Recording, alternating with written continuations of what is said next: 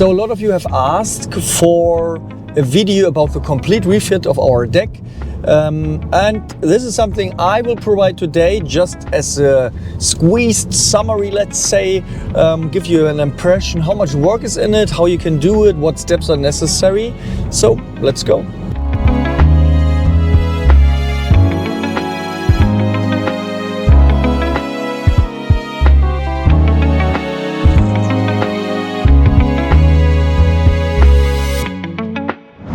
Zooming back 2 years, we were sailing on our boat.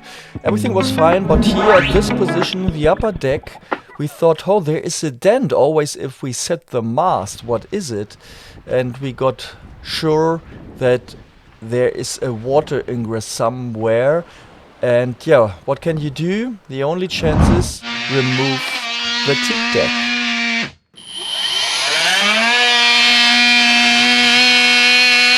So yes, we decided to remove the entire teak deck of the upper part where we thought there's something not okay. You see here the teak removed. It was screwed and glued, so no chance to get it off intact. But we kept at least the upper layer of the sandwich.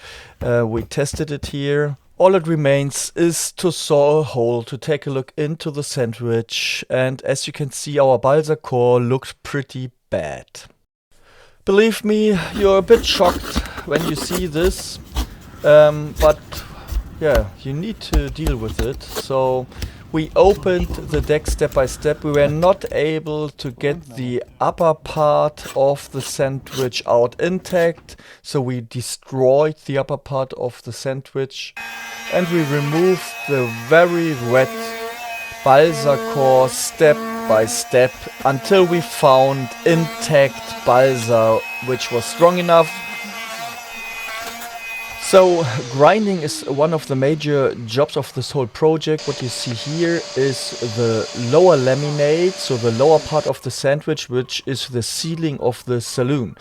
And we cleaned this one, and you can also see that there are some different wood pieces. This is mahogany, which is used to tighten the fittings, so everything which is going through the deck or is fixed into the deck. We also kept some parts where the core was strong, and here's the current situation. So we removed everything, and now we have to think of how making a new core. So new mahogany for the fittings, where is the new ventilation. Also the mast base will be kept, but we will put a new laminate on top just because it's easier. The mast base was absolutely okay because it was solid. Yeah, so new ventilation and so on. Next step is to put a new foam and a new core in.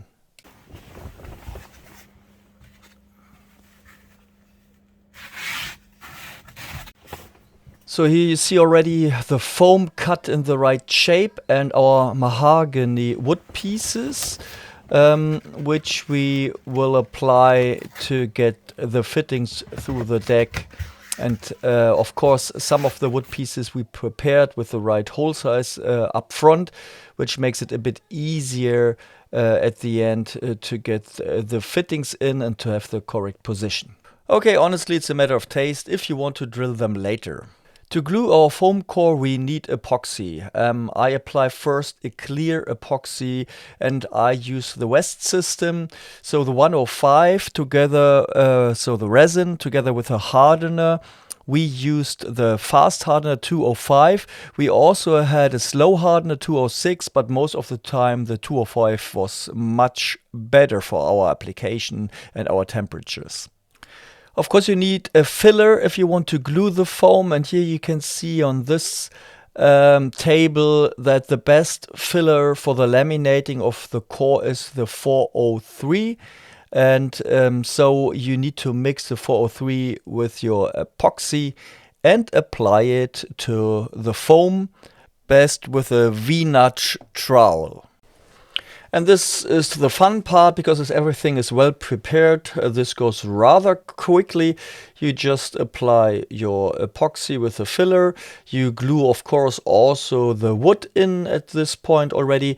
And you need some weight on top so that everything is bending in the right position. If the curve is too strong, you might need to cut the foam a bit. On our boat it was okay, so we had enough flexible foam to get this in the right position. So everything had to be glued in and to harden 24 hours at least. Afterwards we filled the gaps also with another epoxy with the 403. And we also did support the ceiling with beams and posts, so that when we put the weight on top, there is no movement in the deck itself, and we get a really stiff and well-shaped result at the end. But we have to close the core, of course, with the upper laminate, and as we had to destroy the old one, we need a new one. Here's the form, and here you see our preparation of the glass fabric. We used 7 layers of 330 gram biaxial glass fabric to get or to reduce the waste. We decided to always have one complete layer and then one which consists of 2 halves. Below a top, this is not that easy to work, as you can see. But we had to, so we applied the first layer, which was 1 half and another half. And you can see we first applied some epoxy on the foam, and then you always put a glass layer on top and a lot of epoxy to get it really, you see it on the color, yeah? If it gets clear, you know that there's enough epoxy on it. We worked with 3 people here. So one person was mixing the epoxy, the West epoxy, and 2 were working on laminating the glass fabric layer per layer on top. You must be aware that epoxy is much stronger than polyester, and most of the boats are made out of polyester resin because it's much cheaper, and then with gel coat on top. So we do epoxy, a really strong 7 layers, maybe even too strong, stronger than the polyester before, and then lacquer on top, a varnish. And we also applied some peel ply. This is has the advantage that you can continue work easier. You can directly laminate again if this is necessary. Luckily in our case not. And here you see the fabric which was not soaked with epoxy. This was a bit difficult to get rid of it afterwards. But first the cool situation to take off the peel ply, and that makes fun if you see your new surface and it's very solid. And we were very happy on this day, honestly. But after being happy, you always have to work, and most of the time it's grinding. So you have to grind the whole surface, even if you have peel ply on top. And especially the transition to the old deck. And this was kind of tricky at the beginning. And I can give you 2 hints. First of all, you need a good grinder in general, which in the best case has additionally a direct drive mode if you have to take some more laminate off. We used the Bosch GET 75-150, which is pretty good. I know the Fest tool might be a bit better, but it's even more expensive. And the second hint, wear the right clothes and protection. Protect your mouth when you work with these fibers. You should be well protected. Here you see the result. We removed the excess material. We grinded the surface. So we were happy. Of course, some transitions to the old deck need to be optimized. But unfortunately, we had to leave our winter position. We needed to go to our seasonal berth, so we got craned in the water or the ship. And this is, yeah, difficult now, because working in the water means that the boat is moving, that we can't protect it against the weather that perfect anymore. So yeah, new challenges. And now an important step comes. If you want to have a smooth and beautiful surface, the finishing touches are very important, and filling the epoxy now with an epoxy filler is very important. You have to fill it and grind and fill it and grind until you're happy with the surface. So I did a lot of manual work here, manual grinding as well, but still with a vacuum cleaner. And by the way, for all the works you need an industrial vacuum cleaner. I did it manually because you have a better feeling how good the surface looks already and feels, and if it's enough. If not, grinding, filling, grinding, filling, grinding, filling. It is a long way. You can do this endlessly. And if you are happy, you can start painting the epoxy with a lacquer. You have to anyway, not only because it's ugly otherwise, also because the epoxy is not protected against UV radiation. So you have to put some protection on top. And when this is ready, you can start putting the fittings again in, drill the holes, everything you need. We used a gooseneck for the cables, good choice, because it's very good against water ingress, even though we have mahogany inside, and in the mahogany an epoxy barrier.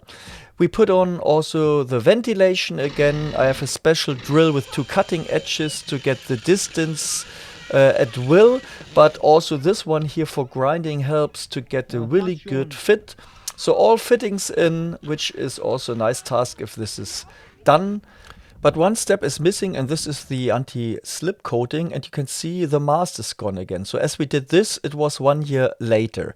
You see, you have to carefully mask the surface.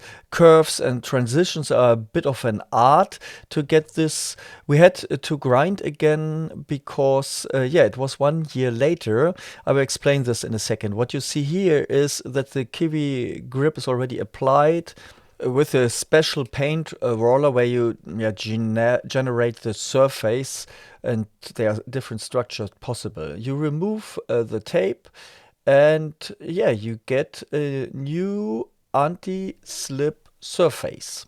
So why 1 year later? Because there was so much pollution in the air from the trees and the flowers that it was impossible to do this in the water last year. So we waited until beginning of this year. Mast was not on top, so it was okay.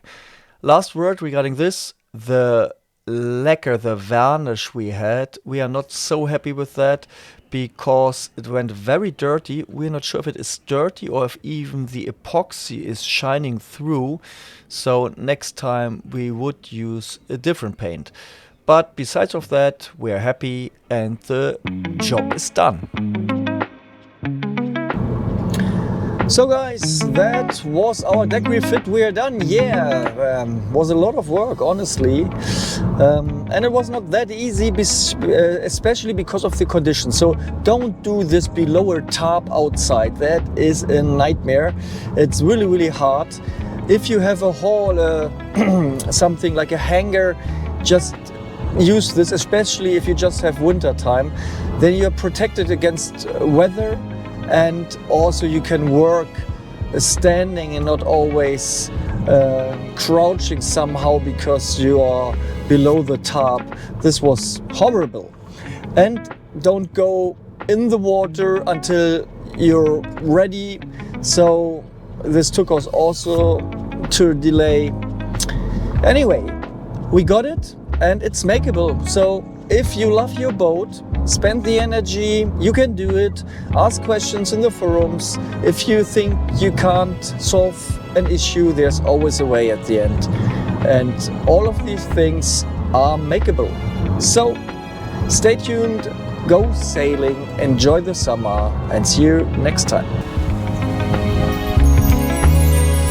See you next time.